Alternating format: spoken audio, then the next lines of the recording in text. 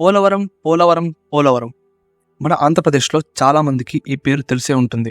కానీ చాలామందికి దీనివల్ల లాభం ఏంటి, నష్టాలు ఏంటి, అసలు దీనికి ఎందుకంత ప్రాముఖ్యత ఉంది అని చాలా తక్కువ మందికి తెలుసు. ఈరోజు మనం ఈ వీడియోలో పోలవరం యొక్క అన్ని విషయాలు తెలుసుకుందాం. అసలు పోలవరం ప్రాజెక్ట్ ఫస్ట్ టైం కట్టాలి అనుకున్నది 1941లో. వెంకటకృష్ణ అయ్యర్ అనే ఒక చీఫ్ ఇంజనీర్ సర్వే చేసి ధవళేశ్వరం బ్యారేజ్కి 50 కిలోమీటర్స్ అప్స్ట్రీమ్లో పోలవరం ప్రాజెక్ట్ కట్టాలి అని అనుకున్నారు. అసలు మన రాష్ట్రంలో పోలవరం ప్రాజెక్ట్ ఎందుకు కట్టాలి అని అనుకున్నారంటే, ఇక్కడ నాసిక్ మహారాష్ట్రలో పుట్టిన గోదావరి తెలంగాణపై నుంచి ఆంధ్రప్రదేశ్లోకి వచ్చి తర్వాత సముద్రంలో కలిసిపోతాయి. ఇలా ప్రతి సంవత్సరం 30,000 టీఎంసీల నీళ్లు వేస్ట్గా సముద్రంలో కలిసిపోతున్నాయి. అలా పక్కనే ఉన్న కృష్ణానది నీళ్లు ఉపయోగించుకుంటున్నా కూడా అవి పంటలకు సరిపోవడం లేదు. అందుకే నదులను అనుసంధించాలి అనుకున్నారు. నదులను అనుసంధించడం అంటే ఒక నది ప్రవాహం వీలినంత వరకు ఇంకో నదికి మళ్లించడం.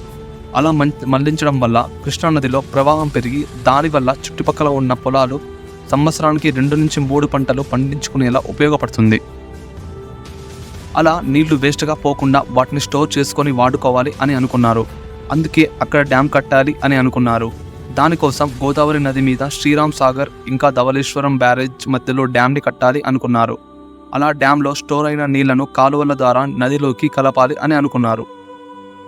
ముందుగా దీనికి రామ్ సాగర్ ప్రాజెక్ట్ అని పేరు పెట్టాలనుకున్నారు. ఎందుకంటే డ్యాంలో స్టోర్ అయిన నీళ్లు భద్రాచలంలో ఉన్న రాముడికి టచ్ అవుతాయి కాబట్టి. అలా చేయటం వల్ల 3,50,000 ఎకరాలు లాభపట్టమే కాకుండా 40,000 మెగావాట్స్ కరెంట్ని ప్రొడ్యూస్ చేయవచ్చు. 1946 to 1947లో ఈ ప్రాజెక్ట్ ఎస్టిమేటెడ్ కాస్ట్ 129 crores అని అంచనా వేశారు. కానీ చాలా కారణాల వల్ల ఆ ప్రాజెక్ట్ స్టార్ట్ చేయలేదు. 2004లో అప్పటి ముఖ్యమంత్రి అయిన వైఎస్ రాజశేఖర రెడ్డి గారు ఈ ప్రాజెక్ట్ గురించి పట్టించుకొని భూమి పూజ చేసి ప్రాజెక్ట్ని మళ్ళీ మొదలుపెట్టారు. అప్పుడు దాని ఎస్టిమేషన్ కాస్ట్ 8,261 crores అని అంచనా వేశారు. రాష్ట్ర ప్రభుత్వం ఈ ప్రాజెక్ట్ని కట్టించాలి అనుకుంది. 2005లో డ్యామ్ కన్స్ట్రక్షన్ స్టార్ట్ చేశారు.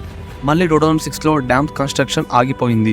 ఎందుకంటే ఫారెస్ట్ డిపార్ట్మెంట్ నుంచి మరియు వేరే డిపార్ట్మెంట్స్ నుంచి పర్మిషన్స్ రాలేదు. అలా 2009 వరకు పనులు ఆగిపోయాయి. కేవలం కెనాల్ వర్క్స్ మాత్రమే జరిగాయి. 2009 లోపు అన్ని క్లియరెన్స్ వచ్చేసాయి. కానీ 2009లో వైఎస్ రాజశేఖర రెడ్డి గారు ఒక హెలికాప్టర్ ప్రమాదం వల్ల చనిపోయారు. అలా పోలవరం ప్రాజెక్ట్ మాత్రమే కాదు, జలయజ్ఞం కింద చాలా ప్రాజెక్ట్స్ ఆగిపోయాయి. అలా ప్రాజెక్ట్స్ చాలా రోజుల వరకు ఆగిపోయిన తర్వాత ఈ ప్రాజెక్ట్స్కి నేషనల్ ప్రాజెక్ట్ స్టేటస్ కావాలి అని గవర్నమెంట్ సెంట్రల్ గవర్నమెంట్ని అడిగింది. నేషనల్ ప్రాజెక్ట్ స్టేటస్ అంటే ఈ ప్రాజెక్ట్ కట్టడానికి అయ్యే ఖర్చులో 90% సెంట్రల్ గవర్నమెంటే ఇస్తుంది. కానీ అప్పటి ప్రధానమంత్రి అయిన మన్మోహన్ సింగ్ గారు దీనికి ఒప్పుకోలేదు. 2014లో ఆంధ్రప్రదేశ్ 2 రాష్ట్రాలుగా విడిపోయాయి. ఒకటి తెలంగాణ, ఇంకోటి ఆంధ్రప్రదేశ్. దీని తర్వాత ఆంధ్రప్రదేశ్ బడ్జెట్ లోగా ఉంది అని పోలవరం ప్రాజెక్ట్కి నేషనల్ స్టేటస్ ఇస్తామని అన్నారు. 2014లో సెంట్రల్ గవర్నమెంట్లో బీజేపీ పార్టీ పవర్లోకి వచ్చింది. మన ఆంధ్రప్రదేశ్లో టీడీపీ గవర్నమెంట్ పవర్లోకి వచ్చింది. టీడీపీ ఎంపీలు సెంట్రల్లో బీజేపీకి సపోర్ట్ చేశాయి. సో పోలవరంకి నేషనల్ స్టేటస్ కావాలి అని చంద్రబాబు నాయుడు గారు అడిగారు. దానికి బీజేపీ గవర్నమెంట్ ఒప్పుకుంది. అలా ఫైనల్గా బీజేపీ గవర్నమెంట్ పోలవరం ప్రాజెక్ట్కి నేషనల్ స్టేటస్ ఇచ్చింది. పోలవరం ప్రాజెక్ట్ వల్ల లాభాలే కాదు, నష్టాలు కూడా ఉన్నాయి. అవి ఏంటంటే, పోలవరం ప్రాజెక్ట్ కంప్లీట్ అయిన తర్వాత దానిలో స్టోర్ అయ్యే నీళ్ల వల్ల చుట్టుపక్కల ఉండే 276 గ్రామాలు మునిగిపోతాయి. ఈ ప్రాబ్లం కోసం హ్యూమన్ రైట్ యాక్టివిస్టులు ప్రాజెక్ట్ని వ్యతిరేకించారు. ముందుగా నష్టం వచ్చే ఆ గ్రామాల సమస్యను పరిష్కరించిన తర్వాతే ఈ ప్రాజెక్ట్ని స్టార్ట్ చేయాలి అని వాళ్ళు నిరసనలు చేశారు. అప్పుడు ప్రాజెక్ట్ వల్ల నష్టపోయే అందరికీ నష్టపరిహారం ఇస్తామని చంద్రబాబు నాయుడు గారు చెప్పారు. అలా 2014లో మళ్ళీ ప్రాజెక్ట్ స్టార్ట్ చేశారు. 2015లో నవయుగ అనే కంపెనీకి ప్రాజెక్ట్ పనులు అప్పచెప్పారు. అసలు పోలవరం డ్యామ్ని ఎలా కడతారో ఇప్పుడు చూద్దాం. పోలవరం డ్యామ్ని నదికి రైట్ సైడ్ కడుతున్నారు. నది ప్రవాహం బట్టి లెఫ్ట్ సైడ్ అండ్ రైట్ సైడ్ని డిసైడ్ చేస్తారు. ఇక్కడ మీరు చూస్తున్నట్లు నదికి ఖాళీగా ఉన్న రైట్ సైడ్ ప్లేస్లో కడుతున్నారు. నీళ్లు ప్రవహించేటప్పుడు డ్యామ్కి కట్టడం కష్టం. అందుకే ముందుగా నదికి రైట్ సైడ్ కట్టి నది ప్రవాహాన్ని మళ్లిస్తారు. డ్యామ్లో ముఖ్యంగా 3 మెయిన్ కాంపోనెంట్స్ ఉంటాయి. అవేంటో ఇప్పుడు చూద్దాం. ఫస్ట్ వన్ మెయిన్ డ్యామ్, దీని స్పిల్వే అని కూడా అంటారు. Second one earth cum rock fill dam. Third one canals. First main dam గురించి చెప్తాను. ఇక్కడ కనిపిస్తున్న 2 కొండల మధ్యలో మెయిన్ డ్యామ్ని కన్స్ట్రక్ట్ చేస్తారు. ఆల్రెడీ చెప్పాను ఈ మెయిన్ డ్యామ్ని స్పిల్వే అని కూడా అంటారని. ఈ 2 కొండల మధ్యలో ఫౌండేషన్ వేసి డ్యామ్ని కన్స్ట్రక్ట్ చేస్తారు. ఈ డ్యామ్ పొడవు సుమారు 1.1 కిలోమీటర్స్ ఉంటుంది. మొత్తం 48 గేట్లు ఉంటాయి. వన్స్ డ్యామ్ పూర్తయ్యాక వ్యూ అనేది మనకు ఇలా కనిపిస్తుంది. ఇప్పుడు నది డైరెక్షన్ని మార్చడానికి డ్యామ్ అప్ స్ట్రీమ్లో అండ్ డౌన్ స్ట్రీమ్లో ఛానల్స్ తవ్వుకుంటూ వెళ్తారు. మొత్తం వర్క్ కంప్లీట్ అయ్యాక వ్యూ అనేది ఈ విధంగా మనకు కనిపిస్తుంది. అలా రివర్ డైరెక్షన్ని మార్చిన తర్వాత లెఫ్ట్ సైడ్లో ఎర్త్ కమ్ రాక్ఫిల్ డ్యామ్ని కన్స్ట్రక్ట్ చేస్తారు. ఇది జస్ట్ ఒక గోడ లాంటిది, వీటికి గేట్స్ ఉండవు. ఇక్కడ ఎర్త్ కమ్ రాక్ఫిల్ డ్యామ్ ఉంటేనే వరదలు వచ్చినప్పుడు ఆ నీళ్లు రైట్ సైడ్ డ్యామ్లోకి వెళ్తాయి, లేకుంటే లెఫ్ట్ సైడ్ నుంచే వెళ్ళిపోతాయి. ఎర్త్ కమ్ రాక్ఫిల్ డ్యామ్ కట్టాలంటే ముందు ఆ నీళ్లు లెఫ్ట్ సైడ్ రాకుండా ఆపాలి. అలా చేస్తేనే ఎర్త్ కమ్ రాక్ఫిల్ డ్యామ్ని కట్టగలము. నీళ్లు ఆపడానికి అప్ స్ట్రీమ్లో అండ్ డౌన్ స్ట్రీమ్లో కాఫర్ డ్యామ్స్ని కడతారు. ఇవి జస్ట్ టెంపరీ మాత్రమే. అప్ స్ట్రీమ్లో కట్టడానికి కారణం పైన నీళ్లు కిందికి రాకుండా ఉండడానికి, డౌన్ స్ట్రీమ్లో కట్టడానికి కారణం కింద నీళ్లు పైకి పోకుండా ఉండడానికి. ఇప్పుడు ఈ 2 కాఫర్ డ్యామ్స్ మధ్యలో ఎర్త్ కమ్ రాక్ఫిల్ డ్యామ్ని కన్స్ట్రక్ట్ చేస్తారు. డ్యామ్ కట్టాలి అంటే ముందు ఫౌండేషన్ వేయాలి. ఆ ఫౌండేషన్ పేరే డయాఫ్రమ్ వాల్. ఈ పేరు పెట్టడానికి కారణం ఏంటంటే మిగతా డ్యామ్స్తో పోలిస్తే ఈ డిజైన్ కొంచెం డిఫరెంట్గా ఉంటుంది. ఇక్కడ 300 అడుగుల వరకు ఇసుక ఉంది. సపోజ్ 100 అడుగుల వరకు ఫౌండేషన్ వేసినా ఇంకా కింద ఇసుక ఉంటుంది కాబట్టి ఆ ఇసుక వల్ల నీళ్లు డౌన్ స్ట్రీమ్కి వెళ్ళిపోతాయి. స్లోగా ఈ ప్రాబ్లమ్ని సాల్వ్ చేయడానికి డయాఫ్రమ్ వాల్ని కన్స్ట్రక్ట్ చేస్తారు. ముందుగా డ్రిల్లర్స్తో 300 అడుగుల వరకు తవ్వితే రాక్ఫిల్ తగులుతుంది.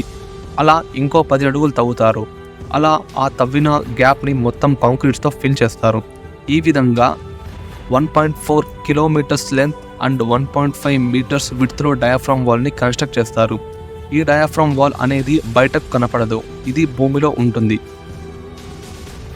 ఈ డయాఫ్రమ్ వాల్ మీద 42 మీటర్స్ హైట్లో ఎర్త్ కమ్ రాక్ఫిల్ డ్యామ్ని కన్స్ట్రక్ట్ చేస్తారు. ఈ ఎర్త్ కమ్ రాక్ఫిల్ డ్యామ్ని కాంక్రీట్తో కడతారు. దీని పొడవు 1.7 కిలోమీటర్స్. ఎర్త్ కమ్ రాక్ఫిల్ డ్యామ్కి లెఫ్ట్ సైడ్లో ఒక చిన్న గ్యాప్ని ఉంచుతారు. ఆ గ్యాప్ ఎందుకంటే హైడ్రో ఎలక్ట్రిక్ పవర్ ప్లాంట్ కోసం. ఆ గ్యాప్ నుంచి నీళ్లు ఫ్లో అవ్వటం వల్ల ఎలక్ట్రిసిటీ జనరేట్ అవుతుంది. ఒక్కసారి డ్యామ్ పూర్తయ్యాక వ్యూ అనేది ఇలా కనిపిస్తుంది. ఇప్పుడు డ్యామ్కి రైట్ సైడ్లో ఒక కెనాల్ని తవ్వుతారు. ఇదే పోలవరం రైట్ సైడ్ కెనాల్. దీని లెంత్ 174 కిలోమీటర్స్. ఈ కెనాల్ వల్ల నీళ్లు విజయవాడలోని ఇబ్రహీంపట్నం దగ్గర కృష్ణానదిలో కలుస్తాయి. అలా ఈ కెనాల్ పోయే దారి మధ్యలో సంవత్సరానికి 2 లేదా 3 పంటలు పండించుకోవచ్చు. అలాగే డ్యామ్కి లెఫ్ట్ సైడ్లో ఇంకో కెనాల్ తవ్వుతారు. దీని పేరు పోలవరం లెఫ్ట్ కెనాల్. దీని లెంత్ 181 కిలోమీటర్స్ ఉంటుంది. ఇది విశాఖపట్నం వరకు ఉంటుంది. రాజశేఖర్ రెడ్డి గారు ముఖ్యమంత్రిగా ఉన్నప్పుడు 30% వర్క్స్ పూర్తయ్యాయి. 50% మెయిన్ డ్యామ్ పనులు పూర్తయ్యాయి. 1.78% ఎర్త్ కమ్ రాక్ఫిల్ డ్యామ్ పనులు పూర్తయ్యాయి. 5,000 crores ఖర్చు అయింది. 2014లో చంద్రబాబు నాయుడు గారు ముఖ్యమంత్రిగా ఉన్నప్పుడు డయాఫ్రమ్ వాల్ కంప్లీట్ అయింది. స్పిల్వే పూర్తయింది. ఇంకా స్పిల్వేలో గేట్స్ పెట్టడం మిగిలి ఉంది. 90% రైట్ కెనాల్ వర్క్స్ పూర్తయ్యాయి. 65% లెఫ్ట్ కెనాల్ వర్క్స్ పూర్తయ్యాయి. టోటల్గా 65% వర్క్స్ పూర్తయ్యాయి. 10,000 కోట్ల రూపాయలు ఖర్చు చేసింది. ఆ 10,000 కోట్ల రూపాయల్లో కేంద్ర ప్రభుత్వం 6,500 కోట్లు 2018 వరకు రిలీజ్ చేసింది. 2004లో 10,000 కోట్ల రూపాయలు అవుతాయని అంచనా వేస్తే అది 2018లో 80,000 కోట్లు అవుతుంది అని అంచనా వేశారు. ఇలా లేట్ అయ్యే కొద్దీ ఆ అంచనా పెరుగుతూనే ఉంటుంది. ఇందుకు కారణం ఇన్ఫ్లేషన్. 2019 వరకు పోలవరం ప్రాజెక్ట్ని నవయుగ అనే కంపెనీ చాలా ఫాస్ట్గా వర్క్స్ని కంప్లీట్ చేసింది. కానీ 2019లో ఆంధ్రప్రదేశ్లో వైఎస్ఆర్సీపీ గవర్నమెంట్ పవర్లోకి వచ్చింది.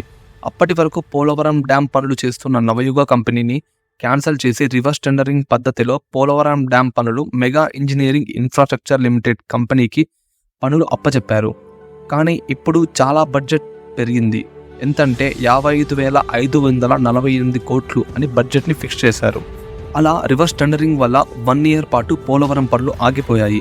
వరదలు వచ్చినప్పుడు పోలవరం డయాఫ్రమ్ వాల్ డ్యామేజ్ అయింది. ప్రజెంట్ సిచ్యువేషన్లో అయితే right canal 92.75% and left canal అయితే 72.85% పనులు పూర్తయ్యాయి. టోటల్ డ్యామ్కి ఉండే 48 గేట్స్ని పూర్తి చేశారు. ఆల్మోస్ట్ పోలవరం ప్రాజెక్ట్ ఇంకో 4 yearsలో కంప్లీట్ అవ్వచ్చు అని అంచనా వేస్తున్నారు. ఇది ఇలా ఉంటే వైఎస్ఆర్సీపీ గవర్నమెంట్లో ఇరిగేషన్ మినిస్టర్గా పనిచేసిన అంబటి రాంబాబు గారు రీసెంట్గా చేసిన కామెంట్స్ చాలా వైరల్గా అయ్యాయి. అదేంటో ఇప్పుడు చూద్దాం. Very very complicated. ఏది ఈ పోలవరం ప్రాజెక్ట్ అనేది వెరీ వెరీ కాంప్లికేటెడ్. అంత తేలిగ్గా అర్థం కాదు. ఏంటి అంత అర్థం కాదని గట్టిగా చెబుతున్నానంటే నాకు అర్థం కాలేదు కాబట్టి. నేను అనేక సార్లు విజిట్ చేసి స్టడీ చేసి అనేక మంది అడ్వైజర్తో మాట్లాడిన తర్వాత నేను నిర్ణయం తీసుకున్నా, ఇది ఇప్పుడు పూర్తయ్యేది కాదు అని చెప్పిన మొదటి వ్యక్తిని నేను. అది తొందరగా కంప్లీట్ అయ్యి నీళ్ళ వల్ల పంటలు బాగా పండాలి అని రైతులు, వరదలు వచ్చినప్పుడు గ్రామాల్లో నీళ్లు రాకుండా ఉండాలి అని ప్రజలు ఎదురు చూస్తున్నారు. సో ఇది పోలవరం యొక్క కంప్లీట్ స్టోరీ. ఈ వీడియో మీకు నచ్చితే లైక్ అండ్ షేర్ చేయండి.